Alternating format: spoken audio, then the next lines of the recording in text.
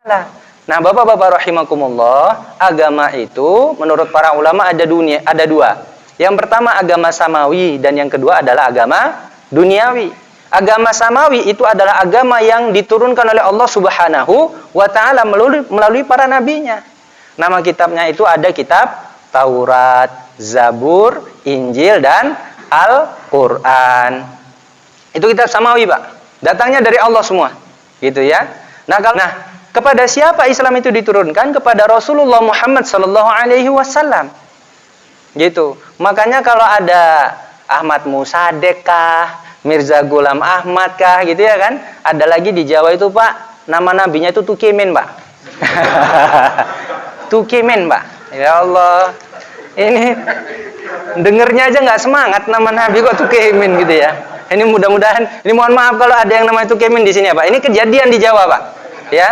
Dia mu'alaf, baru masuk Islam, tapi nggak mau belajar Islam. Dia belajar Islam itu buka-buka terjemahan, kemudian dia pahami sendiri. Gitu. Maka mengaku dia sebagai nabi. Ya Allah, ya Rabbi. Herannya, Pak, ada aja pengikutnya, Pak.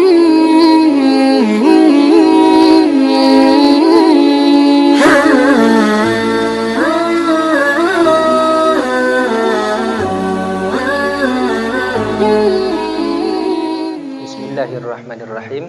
Assalamualaikum warahmatullahi wabarakatuh.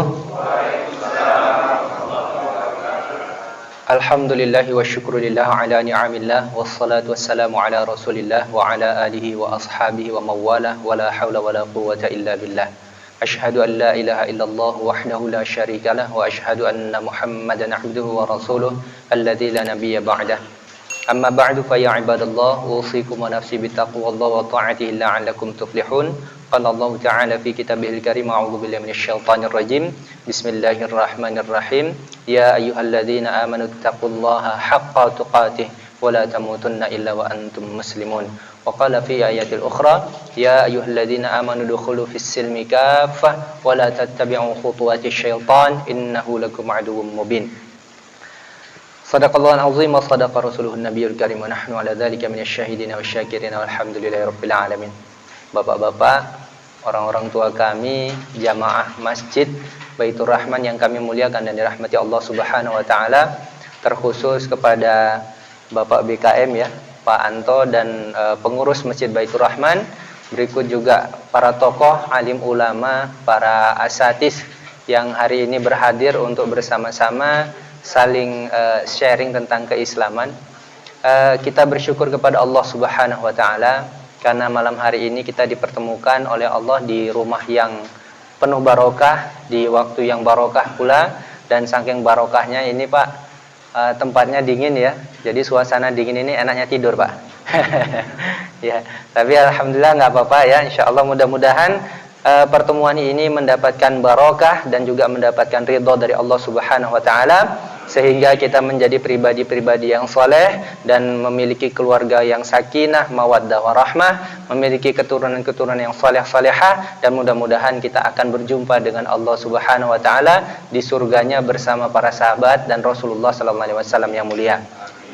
Kemudian salawat dan salam mari kita hadiahkan kepada Rasulullah sallallahu alaihi wasallam. Mudah-mudahan dengan banyaknya kita bersalawat sembari kita istiqomah menjalankan Islam yang hari ini menjadi begitu tantangan di tengah-tengah kehidupan, ya mudah-mudahan kita akan mendapatkan syafaatnya di hari kiamat.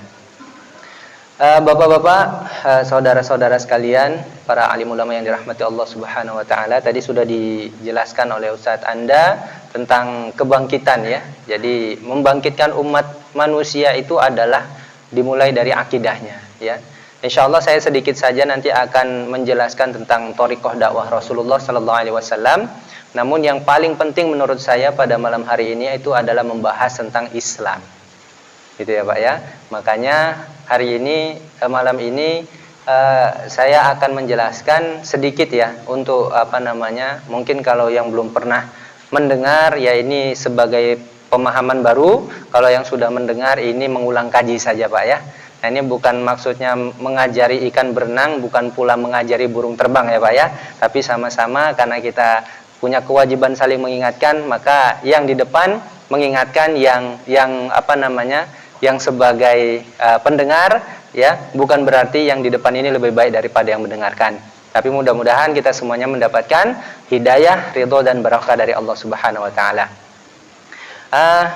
Baik, Bapak-bapak rahimakumullah, ya, kita lanjut saja karena waktu saya tidak lama ya. Tidak lama, jadi ini ilustrasi ya. Jadi mengenal Islam itu dari akar hingga buah. Jadi ilustrasi yang saya ambil ini, Pak, ini buah apa, pohon apa namanya, Pak? Pohon kurma ya. Alhamdulillah sudah sebagian yang tahu, mudah-mudahan semuanya sudah tahu ini pohon kurma ya, Pak ya. Kalau bulan puasa ini buahnya yang kita ambil gitu ya, kita makan, kita santap, kemudian kita buat untuk bukaan. Nah, jadi mengapa kita membahas mengenal Islam dari akar hingga buah? Ini adalah untuk ibroh bagi kita yang selama ini mungkin kita menjadi seorang muslim itu hanya karena keturunan, Pak. Betul nggak, Pak? Iya, rata-rata sebagian besar umat Islam itu menjadi muslim itu karena keturunan. Maka wajar tadi ada yang maaf ya, tadi ada pembahasan manusia sejati dan manusia jadi-jadian gitu ya. Tapi mudah-mudahan ya umat Islam ketika semakin mengenal Islam maka dia akan menjadi manusia sejati, yang dengan Islamnya dia akan bangkit, yang dengan Islamnya dia akan mencintai Islam dan menjadikan dunia itu hanya sekedar ladang belaka, Pak. Tidak menjadi tujuan hidup kita, karena dunia ini hanya sementara, betul Pak ya? Iya. Yang muda belum tentu belakangan, yang tua sudah pasti duluan ya Pak ya?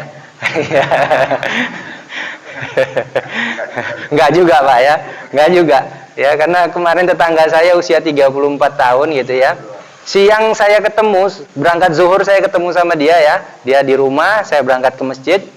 Sapaan sama dia. Begitu pulang, istirahat, jam 1:30 dapat kabar, dia sudah meninggal. Masya Allah. Sehat walafiat Pak.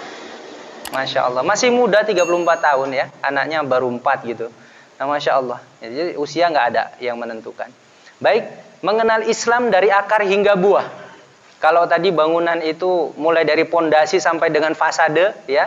Fasade itu bahasa arsitektur, Pak. Jadi saya pikir kalau pakai bahasa-bahasa bangunan kayaknya masih perlu pencernaan gitu ya, perlu mikir yang lebih dalam. Tapi kalau saya rasa kalau menggunakan perumpamaan pohon-pohon dan buah-buahan, insya Allah lebih nyambung ya Pak ya.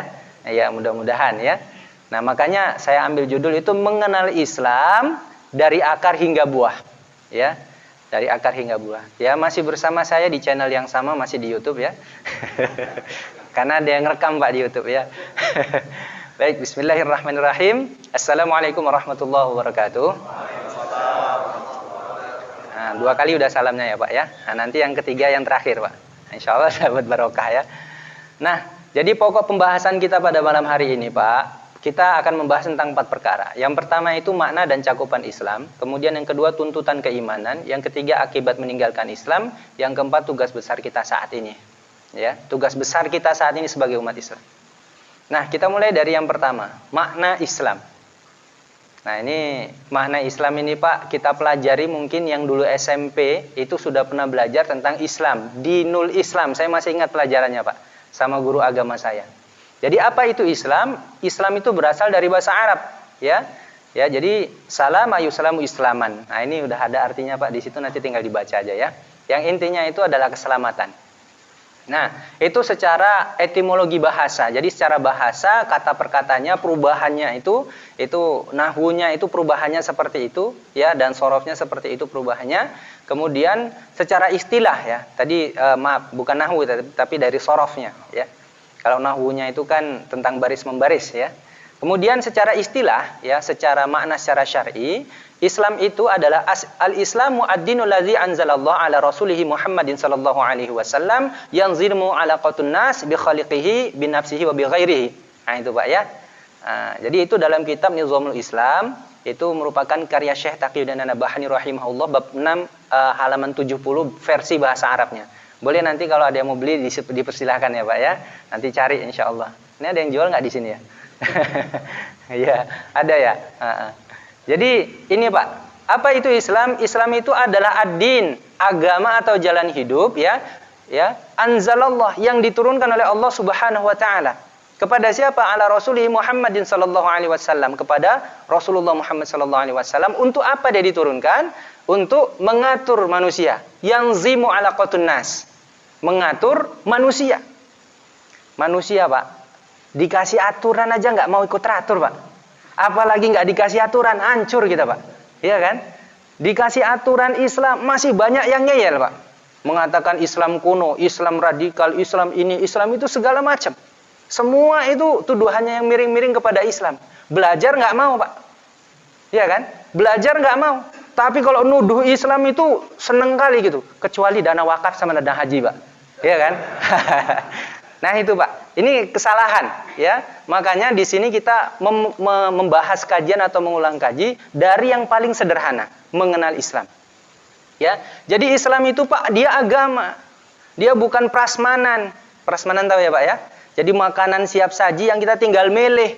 Oh, yang ini yang enak kita ambil, yang nggak enak kita tinggal. Nggak boleh begitu Islam, Pak. Ya. Islam itu bukan makanan yang sembarang kita ambil kayak ini, Pak ya. Kayak ini, oh ini saya sukanya itu yang risol yang tengah, Pak. Yang lain saya tinggal. Nggak boleh. Kalau makanan iya. Tapi Islam nggak boleh. Kenapa? Karena itu adalah tuntutan keimanan. Mana yang hak itu kerjakan, mana yang batil itu tinggalkan. Itu. Ya. Nah, jadi dia sebuah agama. Siapa yang menurunkannya? Yang menurunkan adalah Allah Subhanahu wa Ta'ala. Nah, Bapak-bapak rahimakumullah, agama itu menurut para ulama ada dua. Yang pertama agama samawi dan yang kedua adalah agama duniawi. Agama samawi itu adalah agama yang diturunkan oleh Allah Subhanahu wa Ta'ala melalui para nabinya. Nama kitabnya itu ada kitab Taurat, Zabur, Injil dan Al-Quran. Itu kitab samawi, Pak. Datangnya dari Allah semua. Gitu ya. Nah, kalau kitab duniawi itu agama-agamanya macam-macam. Ya, agama-agama selain daripada yang kita sebutkan tadi, ya, seperti agama Hindu, Buddha dan yang lainnya, maka ini agama duniawi. Ya, dia bukan datangnya dari pencipta manusia, ya. Dia bukan datangnya dari pencipta manusia. Nah, seperti itu. Nah, kepada siapa Islam itu diturunkan? Kepada Rasulullah Muhammad sallallahu alaihi wasallam. Gitu. Makanya kalau ada Ahmad Musadek kah, Mirza Ghulam Ahmad kah, gitu ya kan? Ada lagi di Jawa itu, Pak, nama nabinya itu Tukimin, Pak. Tukimin, Pak. Ya Allah. Ini dengernya aja nggak semangat nama nabi kok Tukimin gitu ya. Ini mudah-mudahan, ini mohon maaf kalau ada yang namanya Tukimin di sini ya, Pak. Ini kejadian di Jawa, Pak. Ya. Dia mu'alaf, baru masuk Islam, tapi nggak mau belajar Islam. Dia belajar Islam itu buka-buka terjemahan, kemudian dia pahami sendiri. Gitu. Maka mengaku dia sebagai nabi. Ya Allah, ya Rabbi. Herannya, Pak, ada aja pengikutnya, Pak. Wah, itu luar biasa Indonesia ini, apa aja laku ya, Pak ya. Allahu Akbar. Nah, ya Allah, ya Rabbi, itu kejadian, Pak. Itu kejadian tahun 2000-an ya, 2005 ke bawah gitu. Nah, jadi Bapak-bapak rahimakumullah, Islam itu diturunkan kepada rasulnya namanya Muhammad sallallahu alaihi wasallam. Gitu ya. Kemudian untuk apa dia diturunkan? Itu untuk mengatur manusia, Pak. Mengatur manusia. Nanti kita bahas cabang-cabangnya, Pak. Ya, cabang-cabangnya banyak insyaallah. Apa yang diatur? Cuma 3, Pak, perkaranya. Yang pertama hablum-minallah, hubungan kita kepada Allah yang menciptakan kita. Kayak tadi dibilang kalau ada pembantu, ya kan, yang dikontrak jadi pembantu di rumah, jangan asal masuk aja, Pak, gasak semua, nggak boleh, Pak. Ya, tiba-tiba masuk, kemudian ngepel rumah, nyuci piring, nyuci pakaian, masuk ke kamar tuannya, ya Allah, ya Rabbi, gitu ya. Belum lagi digaji langsung diputus kontrak itu, Pak. Nah, ya, kenapa? Karena dia sesuai hawa nafsu. Bekerja itu sesuai dengan hawa nafsunya. Gitu. Yang benar itu bagaimana? Tadi, ketika dia dikontrak, maka ditanya dulu, Pak atau Tuan, apa yang jadi tugas saya? Apa yang jadi kewajiban saya? Apa yang menjadi pekerjaan tambahan saya? Apa yang tidak boleh saya kerjakan? Mana yang tidak boleh saya masuki? Begitu, itu jelas, Pak. Jelas ya, Pak ya? Nah, begitu harusnya. Inilah aturan tadi, Pak. Aturan bagi manusia. Hubungan kepada Allah, jangan buat sendiri, Pak. Ya kan, nggak boleh buat sendiri. Aturan kepada Allah itu nggak boleh buat sendiri. Oh, Allah Maha Pengasih, kalau gitu kita kasih Allah juga. Buat sesajen. Ya, Pak ya? Kan banyak kejadian begitu. Ya, bukan hanya di Jawa, rupanya di daerah Sumatera juga masih ada yang begitu. Ya, naudzubillah gitu ya. Terus kemudian apa lagi? Yang kedua itu mengatur dirinya sendiri. Jadi manusia ini Pak butuh aturan untuk mengatur dirinya sendiri. Gitu, ya. Dan yang ketiga adalah mengatur hubungan dengan sesamanya. Manusia dengan sesama manusia itu harus diatur. Bagaimana mengatur hubungan dengan orang-orang yang sebaya, bagaimana dengan yang lebih tua, bagaimana dengan yang lebih muda, bagaimana dengan orang yang sejenis, laki-laki sama laki-laki, perempuan sama perempuan, kemudian laki-laki dengan perempuan, gitu ya Pak ya. Nggak ada di dalam Islam itu namanya bencong, itu nggak ada Pak. Ya, nah, itu aturannya jelas, gitu. Ya, kalau maaf kayak LGBT itu ya kan, kalau dia laki-laki merubah kelaminnya jadi perempuan gitu, waktu dia meninggal kayak mana Pak doakannya? Ha atau hu Pak? Hu ya kan? Nah, gitu. Waktu dia meninggal siapa yang memandikan Pak? Kira-kira Bilal yang laki-laki atau Bilal perempuan? Bingung kan?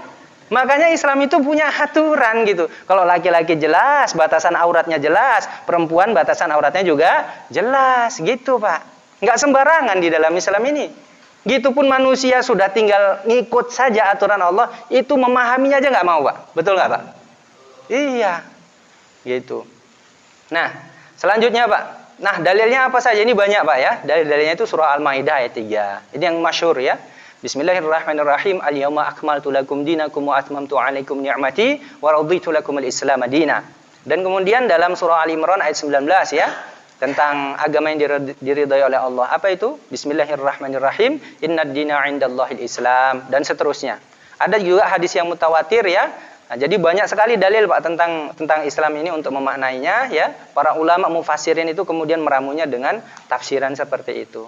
Nah, hadis mutawatir itu yang diriwayatkan oleh Bukhari dan Muslim tentang seorang laki-laki yang datang yaitu Jibril yang berubah dirinya menjadi manusia biasa gitu ya, yang bertanya kepada Rasulullah, "Ya Muhammad, akhbirni 'anil iman, 'anil Islam dan 'anil ihsan." Kemudian, "Ya Muhammad, jadi terangkanlah tentang hari kiamat, madza sa'ah." Gitu ya, dan seterusnya. Nanti boleh Pak, nanti bisa dibaca dalam kitab Riyadhus Shalihin, itu hadisnya cukup panjang ya. Satu hadis itu bisa makan setengah halaman gitu ya. Gitu, Masya Allah. Nah, ini dalil-dalil tentang makna Islam Pak. Ya, ini makna Islam.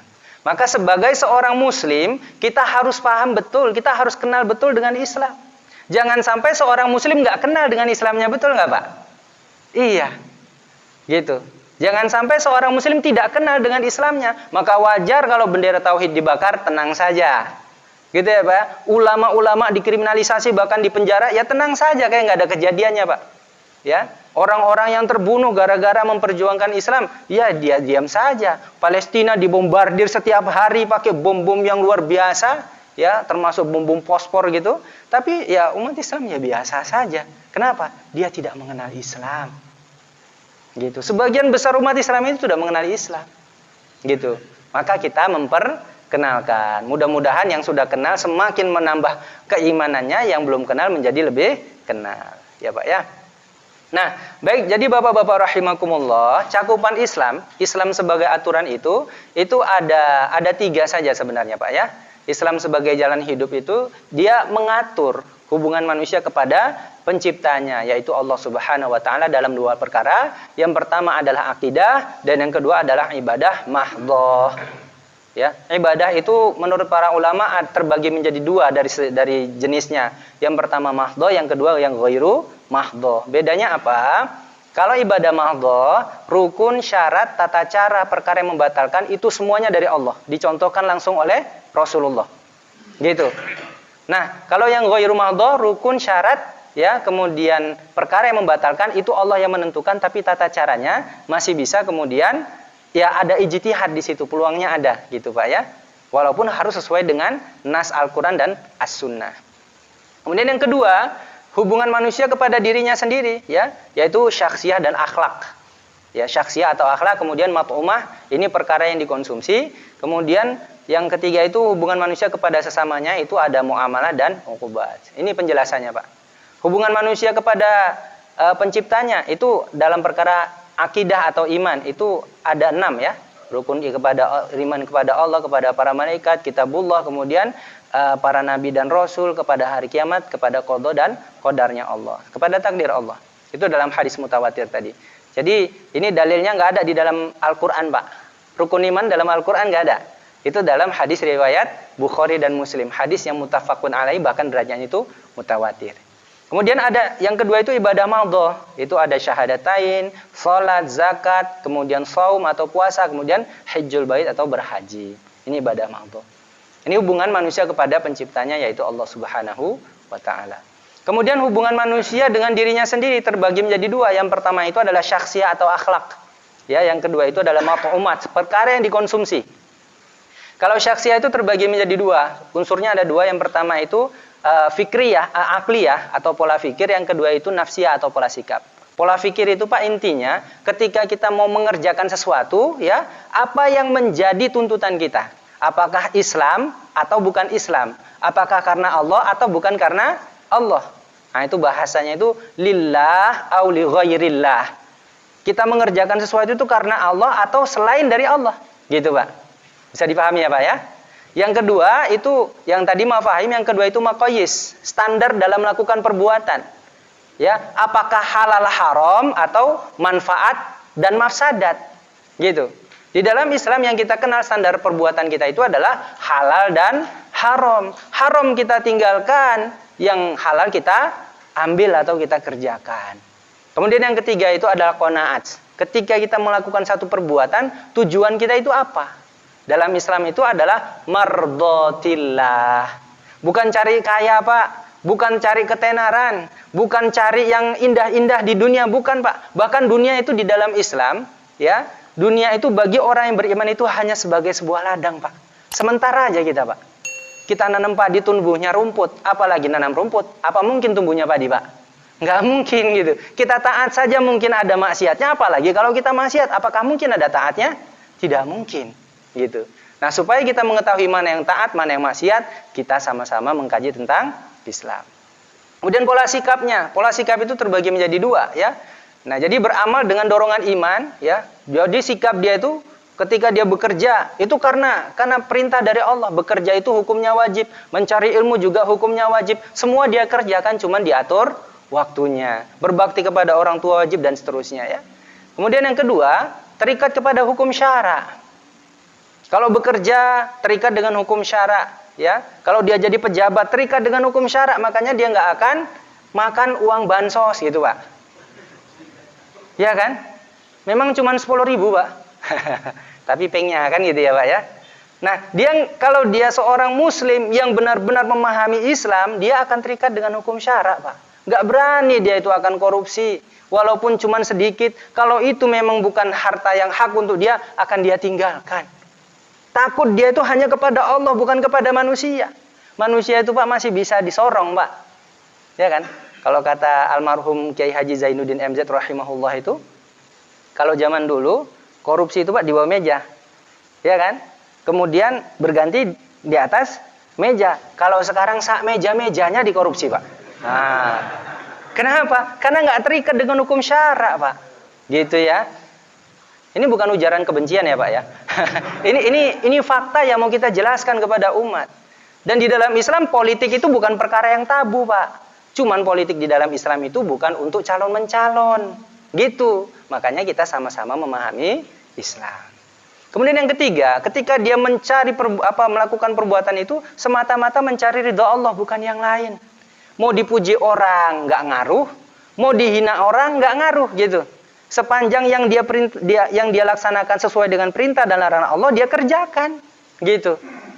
Nah, karena kalau orang memuji kita nggak akan semakin dapat pahala kita, Pak.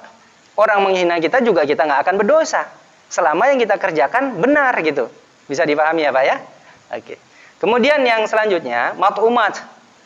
Ini perkara yang kita konsumsi, ya. Itu ada makanan dan minuman, satu lagi pakaian. Ya, makanan dan minuman di dalam Islam itu harus halalan thayyibah, minimal halal. Ya, makan jengkol misalnya, Pak, itu halal, ya. Nah, walaupun sebagian ulama itu memakruhkan, gitu ya. Nah, nggak ada masalah, gitu ya. Yang penting halal. Jangan kemudian yang haram-haram dimakan, diminum, jangan, Pak ya. Kemudian berpakaian di dalam Islam itu standarnya jelas, menutup aurat. Laki-laki batas auratnya mana, perempuan batas auratnya mana. Bahkan membuat rumah, Pak. Seorang arsitek itu harus membagi rumah itu menjadi empat bagian.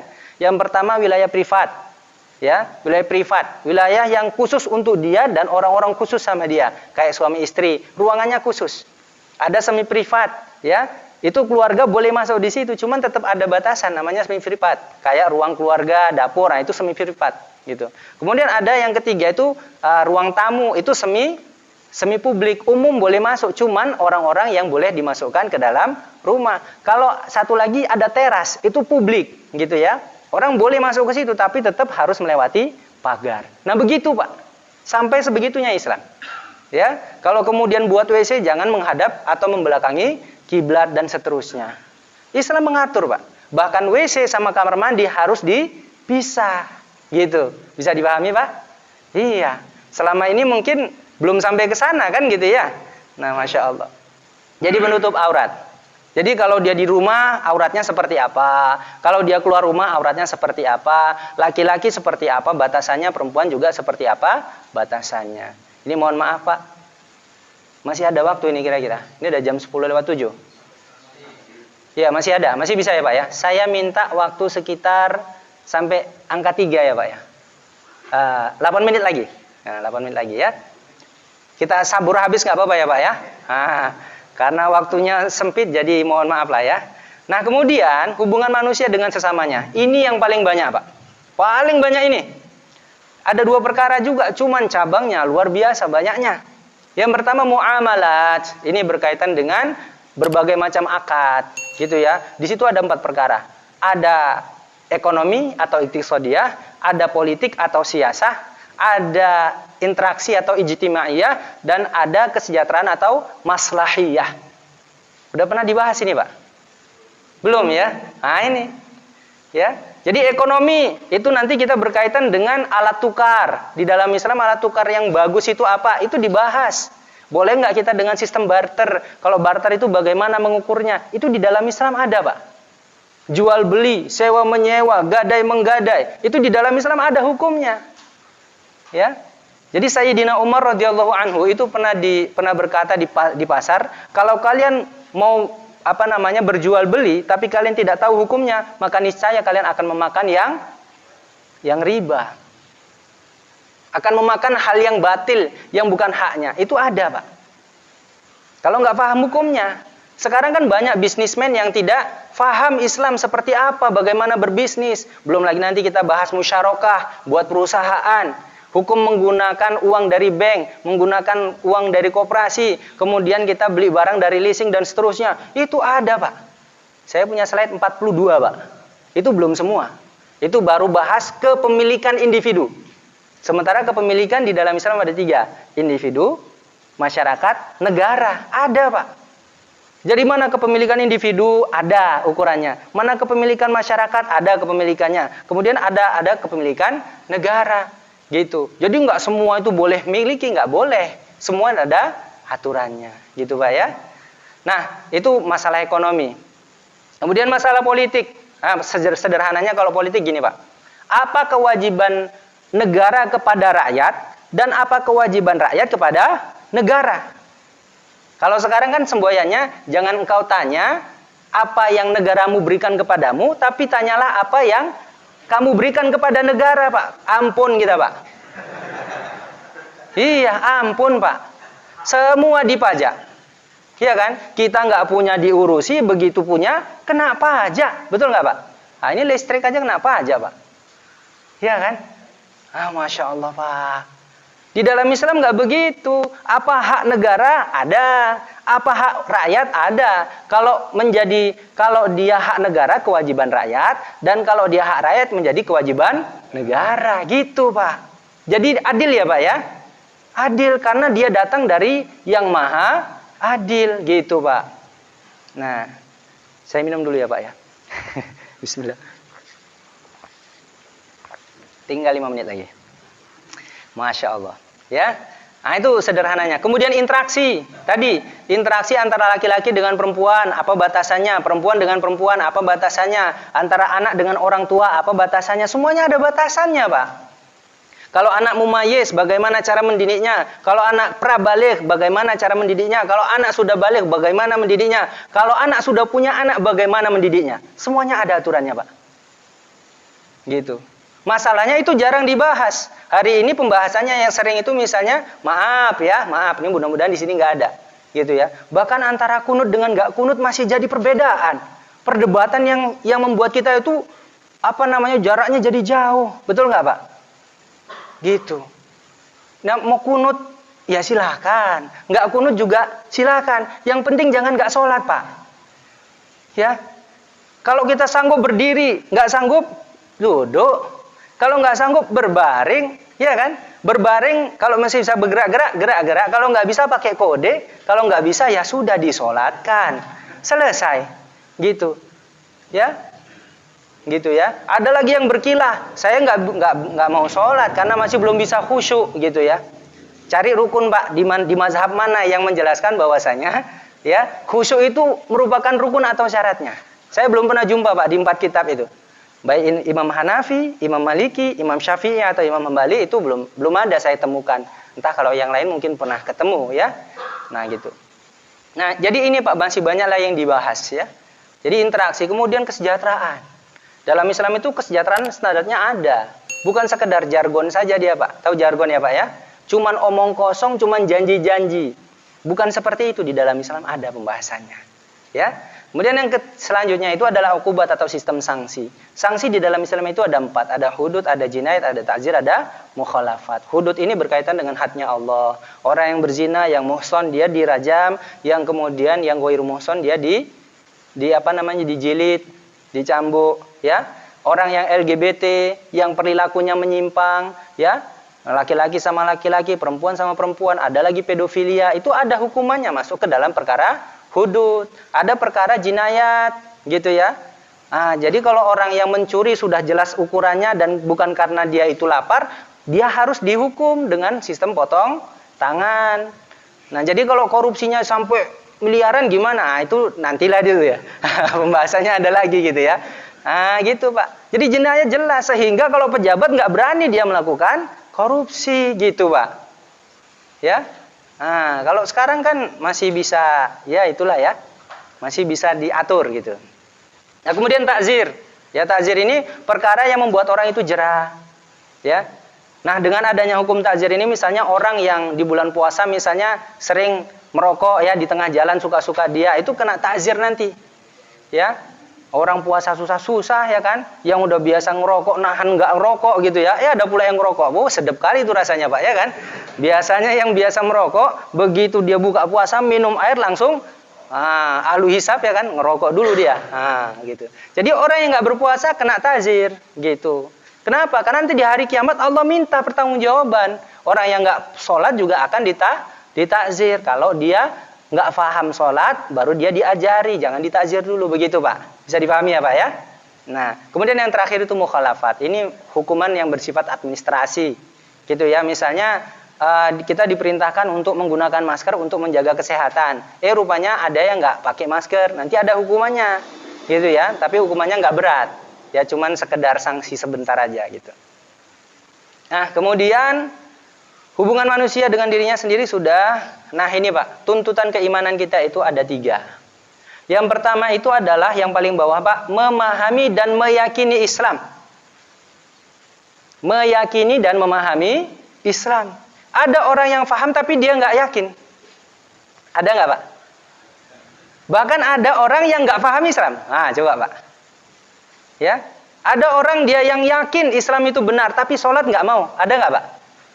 Gitu. Ada seperti itu. Ya, maka yang pertama kali memahami dan meyakini Islam. Baru kemudian setelah itu adalah mengamalkan, Pak. Kalau sudah paham baru diamalkan. Kalau belum paham jangan coba-coba diamalkan. Jual beli yang syar'i bagaimana? Ya, sewa menyewa yang syar'i itu seperti apa? Musyarakah yang boleh itu bagaimana? Itu ada aturannya. Dan terakhir itu adalah mendakwahkan Islam. Itu ya, Pak, ya. Nah, ini dalil-dalilnya, tuntutan keimanannya itu misalnya dalam surah Al-Baqarah ayat 208, Bismillahirrahmanirrahim, ya ayyuhalladzina amanu dukhulu fis-silmi kafah wa la tattabi'u khutuwatis syaitan innahu lakum aduwwum mubin. Ya Pak ya, ini artinya bisa dilihat. Nah ini ya, ancaman meninggalkan Islam. Ini nanti apa namanya, macam-macam ini ya, dalam surah Al-A'raf ayat 96, kemudian Toha ayat 124, dan tadi Al-A'raf ayat 179. Itu sudah ada. Ya tadi sudah disebutkan.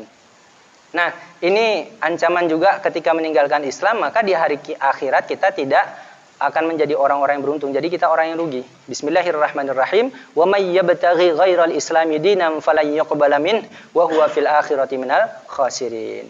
Nah ini Pak ya, tugas besar kita saat ini adalah menyadarkan umat. Tugas besar kita, dakwah Pak. Itu tugas besar kita, dakwah. Kepada siapa? Kepada keluarga kita, kepada tetangga kita, kepada teman-teman kita, saudara kita. Itu semuanya menjadi tanggung jawab kita untuk berdakwah. Gitu. Jadi dakwah itu bukan seperti di sini Pak, bukan seperti hari ini, ya, atau di atas mimbar, jadi khotib Jumat atau ngisi ceramah. Itu memang bagian dari dakwah, tapi bukan hanya seperti itu dakwah. Gitu ya, misalnya ada tetangga, dia di rumah, sudah azan maghrib, yuk kita ke masjid, udah dakwah. Diterima ya alhamdulillah, nggak diterima alhamdulillah udah dapat pahala Pak. Itu dakwah. Ya. Jadi tugas kita itu untuk membangkitkan umat adalah membangun kesadarannya. Dengan apa? Dengan dakwah. Nah, salah satunya kami hadir di sini itu adalah untuk mengajak bapak-bapak sama-sama berdakwah, Pak, sesuai dengan kemampuan masing-masing dan sesuai dengan ukuran masing-masing, Pak. Nggak bisa kita samakan, gitu ya. Oh, kalau saya mungkin sudah bisa kemudian belajar di depan. Nah, bapak-bapak mungkin baru sesama kawan. Nah, itu nggak ada masalah, gitu ya. Nggak ada masalah. Yang penting dakwah itu berjalan dengan benar. Ini masih banyak lagi poinnya. Kemudian dalil-dalil tentang dakwah juga banyak, ya. Kemudian ini terakhir ya Pak ya, karena waktunya sudah lewat bahkan.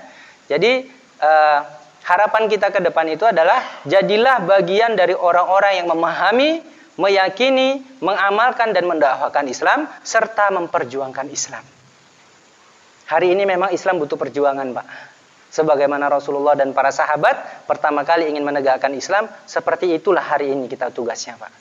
Ya, Islam sudah runtuh, ingin kita tegakkan kembali sehingga menjadi mercusuar peradaban dan Islam itu merajai seluruh dunia dengan rahmatan lil alamin. Nah, kalau sudah kita tegakkan Islam secara kafah, maka kita akan mendapatkan keberkahan di dunia dan di akhirat kita akan masuk surga sebagaimana itu menjadi janji dari Allah Subhanahu wa taala, dan mudah-mudahan kita akan berjumpa dengan, bahkan bertetangga dengan Rasulullah sallallahu alaihi wasallam yang mulia. Amin Allahumma amin ya. Jadi demikian Pak ya yang bisa saya sampaikan. Mohon maaf kalau terlalu singkat, dan yang benar itu semata-mata dari Allah Subhanahu wa taala, dan yang salah itu ya karena kekhilafan saya sebagai manusia ya.